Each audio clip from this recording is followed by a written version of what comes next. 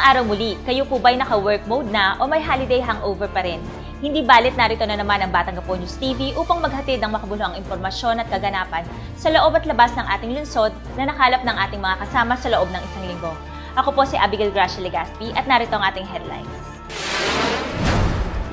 Business Permit and Licensing Office ng Olongapo humakot ng awards. Paghahanap ng unang munting mutya ng Olongapo umpisa na. 60 Seconds with DepEd OIC Schools Division Superintendent Jessie Ferrer. Sa balitang sports, Retour de Filipinas at Summer Sports Clinic naging matagumpay. At sa Pulis Gapo at Your Service po, panoorin natin kung paano makaiwas maging biktima ng akyat bahay. Muli na namang pinatunayan ng Olongapo Business Permit and Licensing Office ang kanilang galing sa serbisyong publiko matapos humakot ng award kamakailan mula Central Luzon Growth Foundation at tinanghal na 8th most competitive cities sa buong bansa. Narito ang ulat ni Binibining Sheila Sambilyon. Hinirang bilang pangwalo sa buong Pilipinas ang syudad ng Olongapo bilang most competitive cities ng National Competitive Council of the Philippines nitong nakaraang linggo. Hindi lamang yan ang hinakot ng syudad sa larangan ng business permit and licensing. Hinirang din ng Central Luzon Growth Foundation Incorporated, Department of Trade and Industries at ang Department of Interior and Local Government Region 3 ang Olongapo bilang mismong si Mayor Roland Paulino kasama si Business Permit and Licensing Office Head Sandra Icalnir ang tumanggap ng award sa Fontana Convention Center, Clark Freeport Zone. Inalaw tayo ni Mayor mag-issue ng provisional permit valid for 2 months habang pinoprocess pa yung ibang requirements para makakuha ng official business permit. Binigyan niya na tayo ng time agad na 60 days para makapag-operate na, makapag-create na ng jobs. Ang BPLO ay isang most awarded na departamento ng syudad ay muling nakilala dahil sa maayos at mabilis na pagbibigay ng provisional permit sa mga nagnanais magnegosyo. Okay, so before from 8 steps, we reduced that one to 4 steps. So right now, as of this year, 3 steps na lang yung ginagawa ng mga aplikante natin. File, comply, and then claim. So pagbayad ng tao, automatic, ilang minuto lang, present lang nila si official receipt. Magkakaroon sila ng provisional permit. Ang pagpapadali sa pag-release ng permit ay isa sa mga unang hakbang na pinapatupad ng pamunuan ni Mayor Roland Paulino sa paniniwalang ang pagdami ng negosyo ay magdudulot ng trabaho para sa mga mamayan ng Olongapo. Para sa Batang Gapo News TV, Sheila Sambilyon nag-uulat. Oplan Sumbak 2014 naging matagumpay. Para sa buong detalye, narito si Billy Jan Mostajo sa kanyang report. Naging matagumpay ang Oplan Sumbak 2014 itong nakaraang Semana Santa matapos magtala lamang ng mga minor vehicular accidents. Ang Oplan Sumbak ay isang preparasyon ng syudad upang siguraduhin ang kaligtasan ng mga turistang bumibisita sa lungsod upang maligo sa beach. Pinasalamatan naman ni Mayor Roland Paulino ang lahat ng bumubuo ng Oplan Sumbak, kabilang ang madaming volunteers na nagbantay sa mga bisita ng syudad. Billy Jan Mostajo para sa Batang Gapo News TV. 363 indigent students nagsimula na sa kanilang summer job. Para sa magandang balita, pakinggan natin ang kabuang ulat ni Ms. Cathy Mancao Ramos. Mga pamilyang salat sa buhay at may kakulangang pampinansyal ang makikinabang sa programang Special Program for Employment of Students o SPES. 362 ang mga total ng batang makikinabang. 177 ang mapapwesto sa mga opisina ng lokal na pamahalaan na nagsimula noong April 21 at matatapos sa May 30. Ang iba ay na-assign sa mga private establishments tulad ng Columban College, St. Joseph College, Celtec College at iba't ibang fast food chain at sa Barangay Santa Rita. Gaya ng sabi ng ating punong Luzon, sila po ay tuturuan tamang paglilingkod sa bayan. Sana po ang makita ng ating mga estudyante ay yung tama at mahusay na paglilingkod sa ating mga kapwa taga-Olongapo. Ang sasahurin nila sa loob ng 20 days na pagtatrabaho ay paghahatian ng lokal na pamahalaan na sasagutin ang 60% ng kanilang sahod at ang 40% naman ay manggagaling sa Department of Labor and Employment. Hindi lang sweldo yung mahalaga dito, kundi ang experience. Malalagay na natin sa resume natin na nakapag-OJT tayo, may makakilala tayong new friends, at maisip natin at marirealize natin na ang pera ay hindi napupulot. Taon-taon ang programang ito ng Dole at Olongapo City Government. Isa ito sa magandang proyekto na sinusuportahan ni Mayor Paulino dahil sa gandang dulot at malaking kapakinabangan lalo na sa mahihirap nating mamamayan. Para sa Batang Gapo News TV, ito si Cathy Mancao Ramos. Pag-asa Market patuloy na isinasaayos. Tara't samahan natin ang ating kasamang si Ray Toledo sa pagsilip sa nasabing proyekto. Masayang ibinalita ni Market Administrator Ms. Lynn Bitog Reyes ng Pag-asa Market na kumita ng malaki ang palengke ng doble nitong bago magsara ang taon 2013 at hanggang kasalukuyan. Base sa record ng palengke, bumaksak ng husto ang kinita nito sa taong 2010, 2011, 2012, 2013 at nang dumating ang last quarter ng 2013 at sila na ang nagpatakbo ng palengke, tumaas ng 50% ang kinita nito. Yung from July hanggang December, tumaas ng 15%. Ang figure nun ay umingkris ng 349,206 and 52 centavos. Yan ang increase. Under Mayor Roland Paulino's administration. Iniutos din ni Mayor Roland Paulino na alisin ang mga illegal vendors at ayusin ang mga stall na nakaharang sa harap at likod ng palengke at ilagay sa tamang pwesto. Inilipat na sila sa Bonifacio kasi mas maganda ang lugar nila doon, talagang conducive para sa pagtitinda ng pagkain.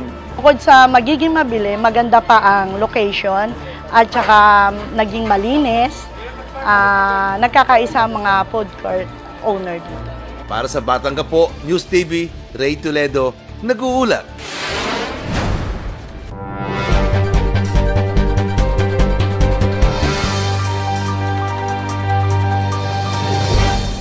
Lahat po ng aral na sinasabi ko po sa aking pamilya ay ginagawa ko muna. Ako yung nagsisilbing huwarang modelo. Ako po ay mayroong 3 anak, 2 lalaki at 1 babae. Ang isang superintendent ng mga paaralan ay upang gabayan ang lahat ng paaralan dito sa ating lungsod, magbigay ng isang serbisyo na ayon sa standard na naiset ng ating departamento. Ang aking mandato ay bigyan ng edukasyon ang lahat ng mamamayan na may edad na 5 taon, kindergarten hanggang 16 na taon. Hindi po namimili kung may kapansanan, kung indigenous people, kung siya ay mahirap o mayaman. Malapit na naman po yung palarong pambansa. Ang ating pong gastusin dito ay galing po sa ating pong city government. Lahat po ng pangangailangan po ng mga paaralan, pinupundohan ang mga bagay-bagay na hindi po naibibigay ng regular na pondo ng Department of Education.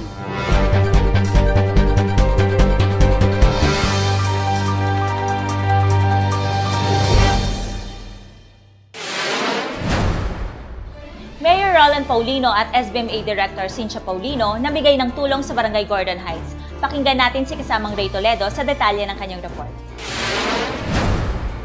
Tuktok man ng bundok, pilit na aakyatin, maihatid lang ang mga programa ng lokal na pamahalaan sa mamamayan. Kamakailan, nagsagawa ng pamamahagi ng relief sa Masbate Village, Block 21, Upper Gordon Heights, sa pangunguna ni Mayor Roland Paulino kasama si SBMA Director at may bahay na si Cynthia Co. Paulino, kasama rin ang mga opisyales ng barangay. Mahigit sa 300 indigent families ang binayayaan ng tulong sa pamamagitan ng pamamahagi ng relief. Ito ang lugar na madalang puntahan ng mga tulong dahil sa mataas na bahagi ng barangay Gordon Heights. Bilang pagsalubong, naghanda ng sayaw ang mga tsikiting ng barangay Gordon Heights na talaga namang pinasigla ang araw ng mga taga roon at nagmistulang Pasko naman nang mamahagi si Mayor Paulino ng aginaldo sa mga bata. Kasi itong gobyerno to, hindi ko to gobyerno natin. Gobyerno natin lahat, tulong-tulong tayo. At ang tingin ko kasi sa Olongapo ay isang tahanan. Magkakasama tayo dito, naiwan tayo ng napakaraming utang, napakaraming problema, pero Ang nakikita ko sa Olongapo, kahit may sarap tayo, importante, masaya yung tahanan natin. Sama-sama tayo. Iniutos din ni Mayor Paulino na mag-supply ng tubig ang Bureau of Fire and Protection matapos ito ireklamo ng mga residente dito. Ray Toledo, nag-uulat para sa Batangapo News TV. Ang Olongapo ang tinaguriang home of the most beautiful women in the world, kung kaya't inumpisahan na ang paghahanap sa unang munting mutya ng Olongapo. Pakinggan natin si Ms. Cathy Mancao Ramos sa kanyang report. 15 chikiting mula sa lungsod ang maglalaban-laban para maging kauna-unahang munting mutya ng Olongapo. Ang pageant na proyekto ng Tourism Department ng lokal na pamahalaan ay binuo upang bigyang pansin ang mga cute little girls from Olongapo at upang magsilbing experience o maaring training ground na din para sa mga nagdi-dream on becoming the next Megan Yang at Faith Garcia. Ang Coronation Night kung saan magpapakita ng kanilang kagandahan sa kanilang mga long gown at magpapamalas ng kanilang mga talent ay gaganapin sa SM Supermalls Olongapo nitong April 30. Para makilala ang mga kandidata, maaari niyo po silang makita sa www.facebook.com/muntingmutya ng Olongapo o facebook.com/olongapotourism. Para sa Batangapo News TV, ito si Cathy Mancao Ramos. Para sa Pulis Gapo at your service po, panoorin natin kung paano makaiwas maging biktima ng akyat bahay kasama ng ating nagagandahang pulis. Magandang araw po sa inyong lahat. Ako po si Police Inspector Vivian Reyes, SPO1 Mary Ann E. Sadaba ng Public Information Office ng Olongapo City Police para sa programang Pulis Ka po at your service po.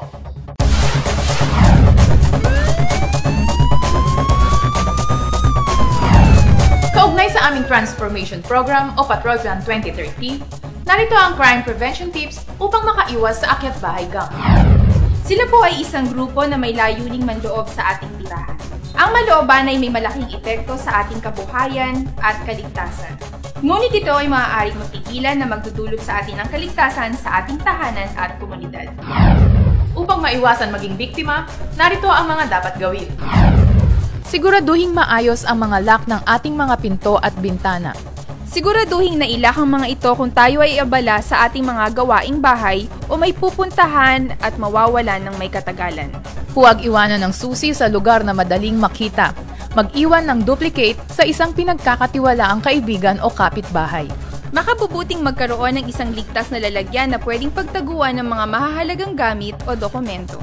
Mas makatutulong kung may alagang aso sa bahay. Maaring maglagay ng alarm system o CCTV cameras na makikita ang mga pinto, bintana at garahe. Panatilihing nagugupitan ang mga halaman upang madaling maaninag mula sa labas sakaling malooban ng ating tahanan.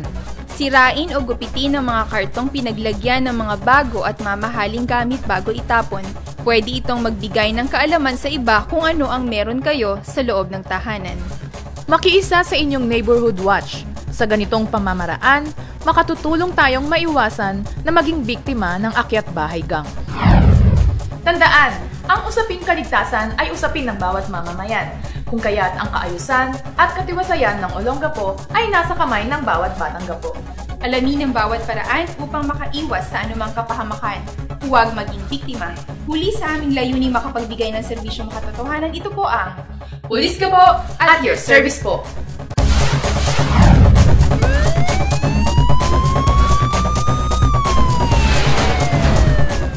Sa balitang sports, Le Tour de Filipinas at Summer Sports Clinic naging matagumpay. Pakinggan natin si David Bayarong sa mga detalye. Talagang dikdikan ang labanan dito sa Le Tour de Filipinas 5th edition na nagtapos dito sa Olongapo City. Makikita naman natin ngayon ang pagsimula ng kanilang start papuntang Cabanatuan dito sa harap ng City Hall. Siklistang galing pang iba't ibang bansa ang nagtagisan ng galing sa 5th edition ng Le Tour de Filipinas na dito sa lungsod ng Olongapo nagtapos ang first leg. Mag-isang tumawid ng finish line si Eric Timothy Shepherd ng Team Singapore upang makamit ang first place at sinundan nila Al-Hamid Yosef Muhammad Mirza ng Team UAE at Sun Yong Kwon ng Team Korea.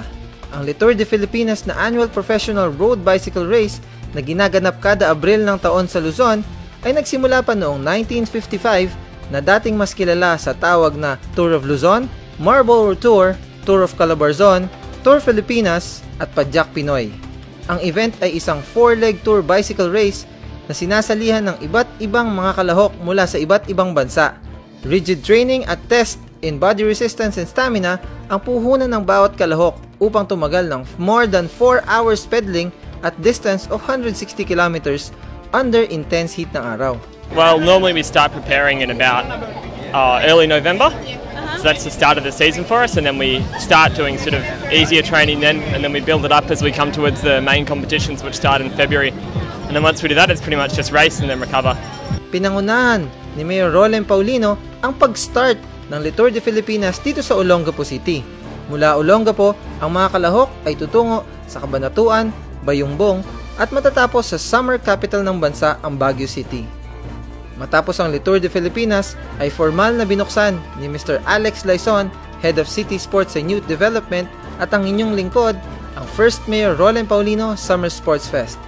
Ang Summer Sports Fest na ito ay handog ng ating butihing punong lungsod Roland Paulino sa mga kabataang nagnanais na mas gumaling pa sa napili nilang sport or makatuklas ng iba pang sport na pwede nilang simulang aralin.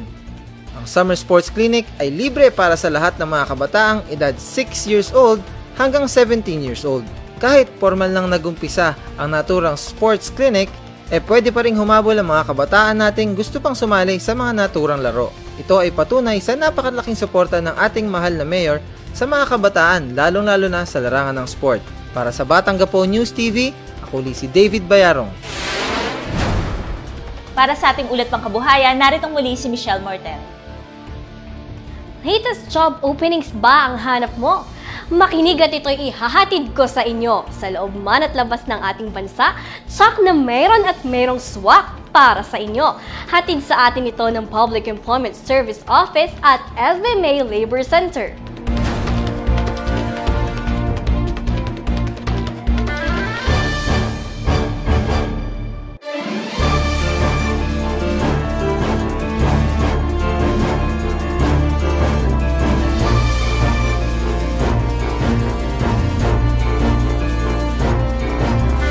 Tuloy-tuloy na assistance ang ibinibigay ng pamahalaang lungsod sa mga Olongapeñong nais magtrabaho o magkaroon ng kaalaman sa pagnenegosyo. Kaya naman, magmadali na't magpalista sa kanilang opisina sa second floor ng City Hall para sa mga libreng trainings na hatid sa atin ng Livelihood and Cooperative Development Office. Yup, that's right. It's all for free.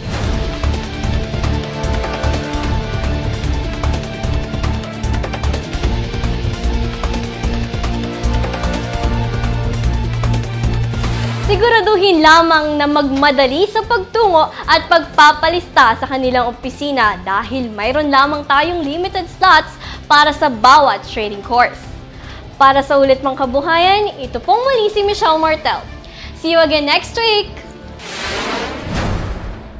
Sa mga nagnanais pong kumuha ng kanilang voter's ID, magparehistro, mag-transfer o magpa-reactivate ng kanilang records sa COMELEC, ipinaabot po ng Commission on Election Office Olongapo na sisimulan po nila ito ng May 6 hanggang October 31 at magbubukas po ang kanilang opisina mula Lunes hanggang Linggo mula alas 8 ng umaga hanggang alas 5 ng hapon.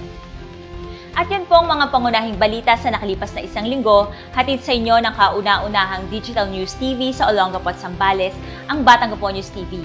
Sana'y nakapaghatid kami ng mahalaga at makabuluhang impormasyon sa mga Olongapeñong narito sa ating lungsod at nasa abroad. Para sa iba pang kaganapan, maaari niyo po kaming sundan sa Facebook/Olongapo Public Affairs. Muli, ako po si Abigail Gracia Legaspi, ang inyong tagapagbalita. Mabuhay Olongapo!